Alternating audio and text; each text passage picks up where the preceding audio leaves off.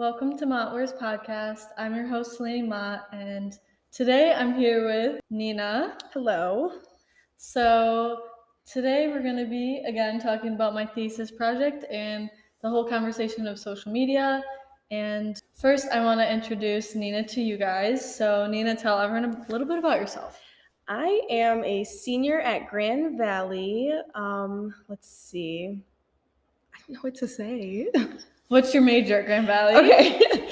Advertising and public relations is what I'm studying. I have a minor in digital studies.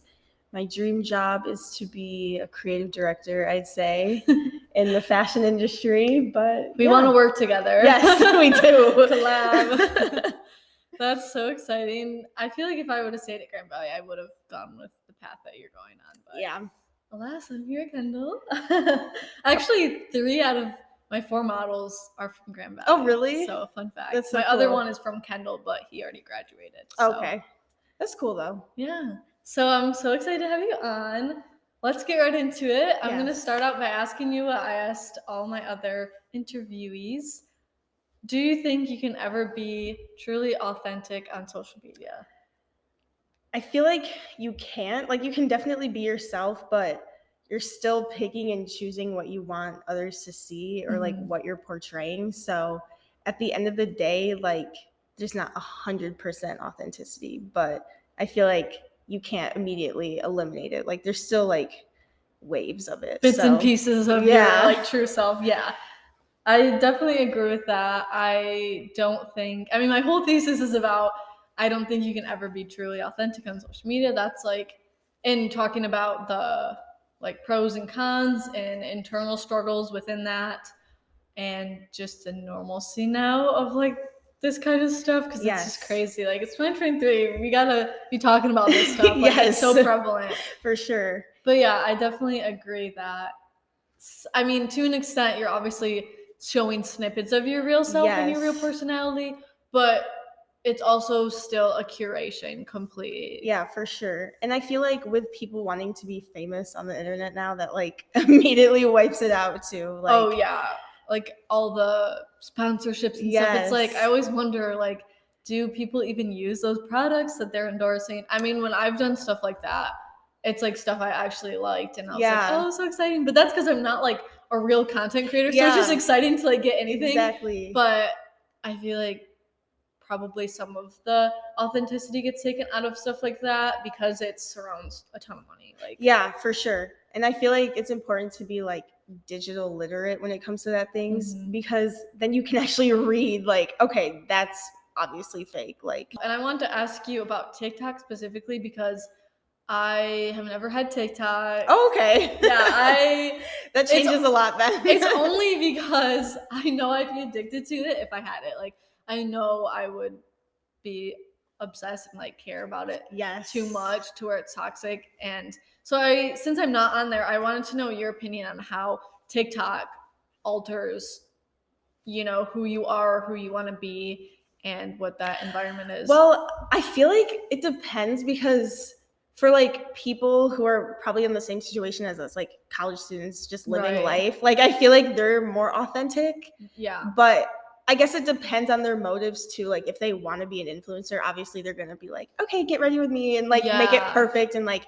have cuts and stuff. But like there's some people that are just so funny and so unhinged that it's like, it goes like hand in hand. Like it works both ways. I feel like on TikTok for sure. Yeah, you can record it right in there. Like same with Instagram. But I feel like most people who are like influencers like use their actual camera or even a better camera, edit, upload it, which is understandable if you have an image to like portray or something. But like if you're just normal, like just be normal on the internet. It's fine. Like there's no reason to fit a certain image. Exactly. But I feel like it's crazy because I think more when, I mean, I wasn't around for like the MySpace generation. Oh, me either. And I didn't even have Facebook for the longest time. Like I don't really use Facebook that much, but I feel like it's crazy how social media, like, because now it's such like a job market and stuff like that, you would start out, like when I first got Instagram when I was like 12, like you would start out like all the people I had on my account, like followers and following, were like, yeah, maybe a couple celebrities I like, or like influencers. It was mostly people you knew. It was mostly like people, my family, my friends, who I saw every day. It was like so personal and like dedicated. When it was like the actual purpose for what it was made for. And so I wouldn't care about as much the stuff I was posting, because I was like, I know people who know who I really am are going to see this, so I can be my true self. And now, like, I mean, even for me, I have a public Instagram. Not that I let anyone follow me, because, you know, there's like weirdos and stuff. Yeah, like I definitely go through and block people for sure. But if it's like people that maybe I met once, or like, let's say they go to my school, but I haven't met them, it's like, oh yeah, like cool. We're mutuals in a way, you know? Yeah, but it's like networking. Right. It's crazy that social media like started out more as like only the people who really knew you were on there. So you were comfortable posting your true self, and you didn't have to like be fake. But now that social media is such a different ball game, like, I don't personally know every single person who follows me. Oh no, absolutely not. And so obviously I try to cater to a persona that I think is appealing and like my idealistic self, like, and which I feel like also isn't terrible. No. I think when it comes to the point where it's like you're putting a filter on that completely changes your face.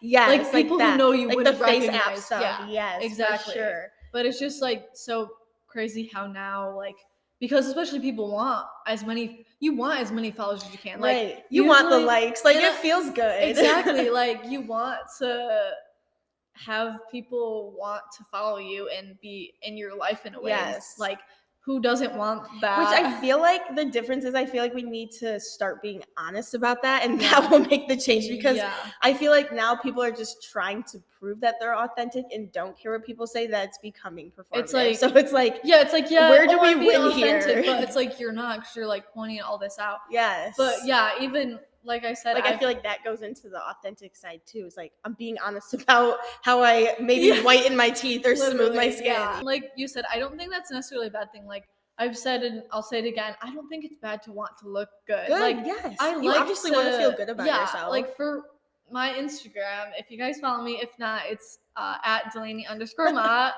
You want to give your shameless Instagram plug at Nina Vestal. Yes, follow us and see if we really like how we act in the podcast. Oh, that's a good point. So again, with the environmental shoot, I had Nina go through a contact sheet of 20 images that I culled down from the original that we shot. And I had her choose, without any other opinion, choose her favorite one. And then I went through and marked my favorites. So I wanted to ask you first, how did the process go of narrowing down to your final image, and what kind of self-criticism or self-love was going in your head? Well, I feel like since I know like what type of face I like to show in my pictures, like it was easy for me to go through and find like, okay, like how that one looks, like how I'm smiling in that one. Mm-hmm. But then like I looked at like the angle of my body or like how the picture was taken, and then from there I was like, okay, well, I think I like these few the most, and then I picked out my favorite one from there. Awesome. I think it was probably a mix. Did you have a mix of like self-criticism and self-love throughout the process? Yeah, for sure. Like there were just things that I was like, okay, well, I don't really like how that angle shows my body, so I'm not going to pick that one, basically. And then what sort of things made you feel confident about yourself that you saw in the images of yourself? Mostly my smile. I feel like that really set it off, because it just brightens the photo. Oh yeah. Yeah. You have really nice white teeth. Thank you. Smile, so. Thank you. Yeah, I think some of your comments on like the non-smiling were like, oh, I wish I was just smiling. Yes, that's literally like, how it is. I'm like, why didn't I smile? Oh yeah. Yeah, so what do you think, how do you think this process compared to when you're choosing something for Instagram? Or kind of taking photos? Well, since I'm not the one that like, because I feel like I usually take all my Instagram pictures. Like they're always mirror pictures or selfies. Yeah. So like, since I didn't take the pictures, I was like, more surprised as like what the outcomes of the photos were compared to like, okay, like I kind of knew how all of these looked before. So I think that was the main difference, just like being surprised at like what the photos actually were. And did you like how the photos Yes, were? I did. Like the results. Yeah, I hope it was a good process for you to kind of see, I don't know, the way that social media changes your mindset about the way you look, because my intention was the final one is like what you would end up posting on social media, you know? And so did you think about what anyone else would say, or were you pretty set with like, I like this one? Mindful on like my own opinion, I feel like. Yeah. That's good. Very self-aware. Yeah, for sure. So if you were to post your few final favorites, let's say, and the final favorite, do you think you would have felt like secure in what you're posting, or do you think you still would have been like, not sure how people are gonna like view this? I still think I would have felt secure. That's good. Yeah. You're very confident. Relieving. Yeah. Well, good. And yeah, I guess the last thing I'll ask you was, did you enjoy the whole process from each of the shoots? And we'll get into the studio shoot in the next segment, but did you enjoy the process, and did it feel similar to an experience with social media? Honestly, yeah, just like picking and going through like which one, because that's how I do it anyway. Right. So I'm like, okay, it's like a camera roll, like like eliminate that one. But then there's always like the few that you pick, and then you narrow it down from there. So yeah, I feel like it was pretty similar in that sense.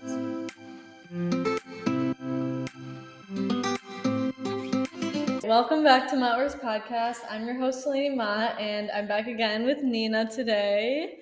So we're going to deep dive a little into the second shoot of my thesis, which was a studio shoot where I had each model beforehand. We came up with a plan of what their idealistic self would be and how they would like to be viewed on social media. So I'll first ask you, how did the studio shoot go, do you think? Do you think it did match a version of yourself that you would want to be seen as? Yeah, I'd say so. And it was just fun overall to like figure out what outfits I'm going to wear and all that. I feel like there was more thought put behind this shoot, since I wanted to see more like ideal, I guess, than like, oh, I'm just naturally in my bedroom. So exactly.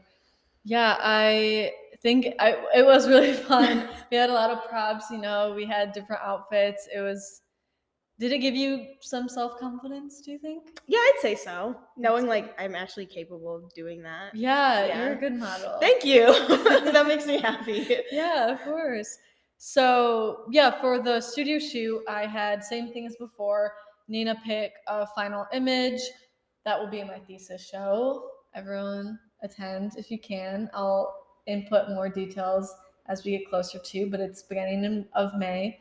And the difference was with the environmental one, the final picture, I will not be doing any retouching.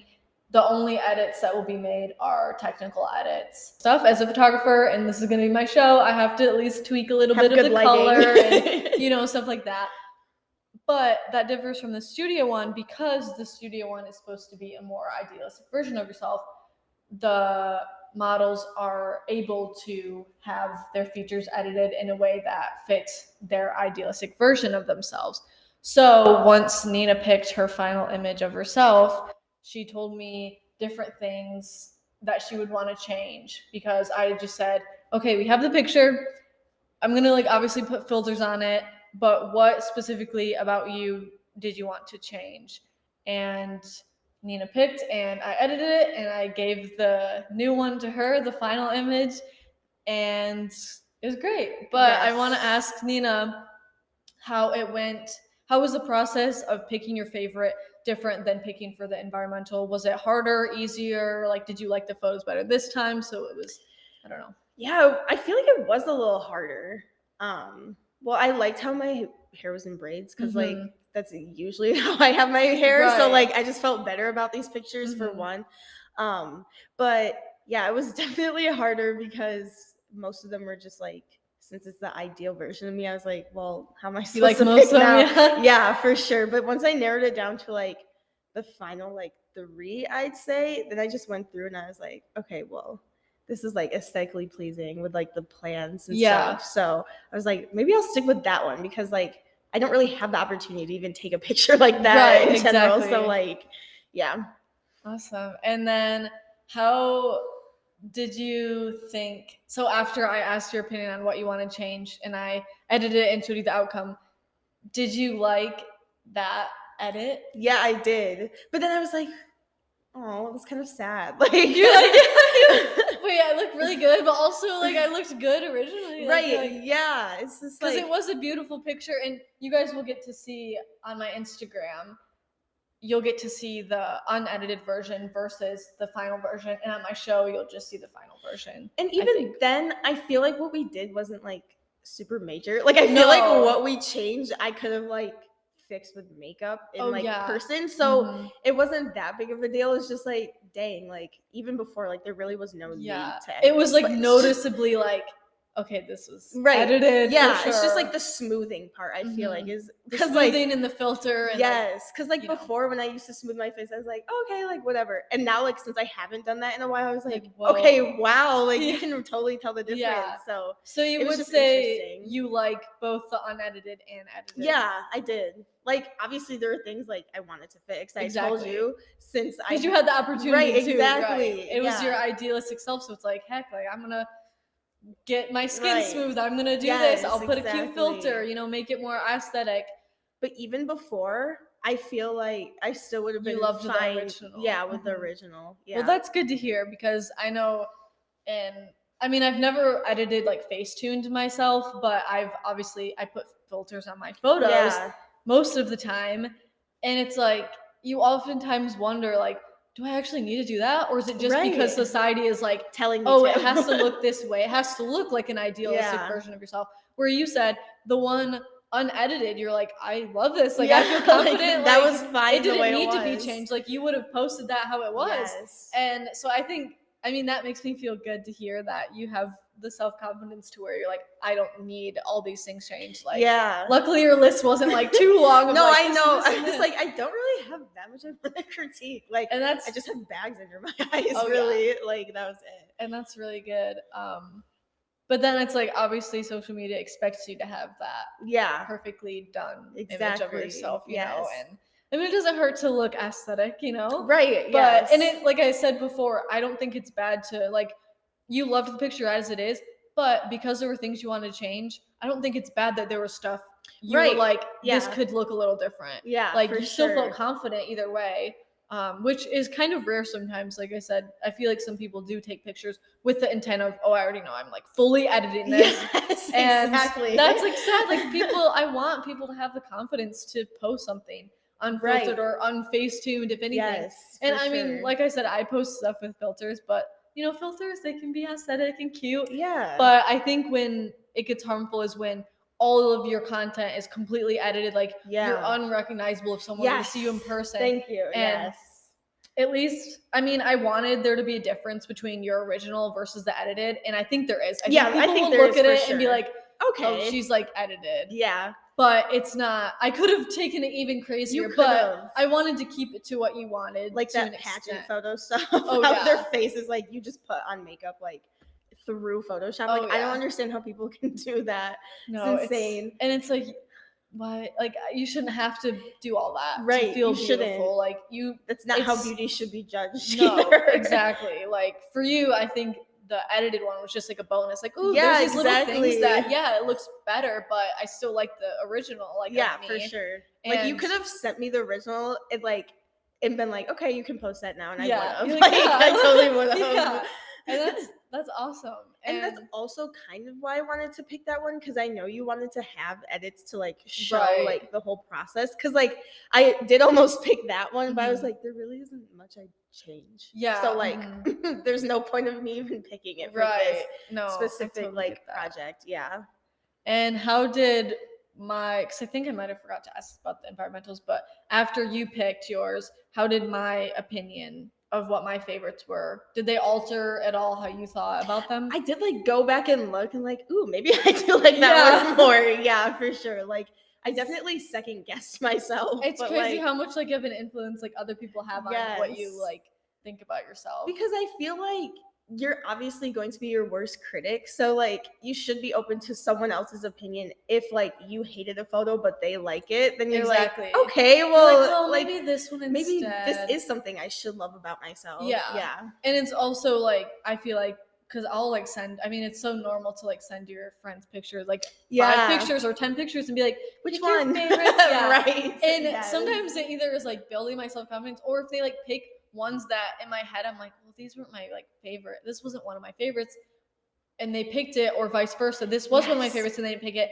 What's wrong about this one? So it's like, so like, well, I also have that problem when I'm picking it for my friend too, because I'm like, well, I like all of these. Obviously, there's some I like more, but I don't want them to feel bad about the ones I don't like. I love all of them, I swear, but these are like the ones like that I love the best. Yes. It's crazy that even after all the like self-criticism and self like talk about when you're narrowing down, you still want to be like, okay, but I want advice further than my own advice. Yes. Like you want to see what other people think of you, and that's just like human nature. And like I've said a million times, I don't think that's a bad thing, but it's like when you only are reliant on looking a certain way for other people and wanting to be your ideal self for other people, that's when it's like you don't realize how harmful just posting a picture on Instagram can be. Right. Yes, it's so true. It's crazy. Like, or the even like that we go I can compare it to even getting my lashes done. It's like I love how I look with them. Right. So like, well, one, I know other people will like it too. Yeah, I love it. I know other people think I look good, so like just a perk. Yeah, exactly. Well, thank you for coming on the podcast and for being a part of my thesis. It was so fun. We will see you next time. Thanks for tuning in.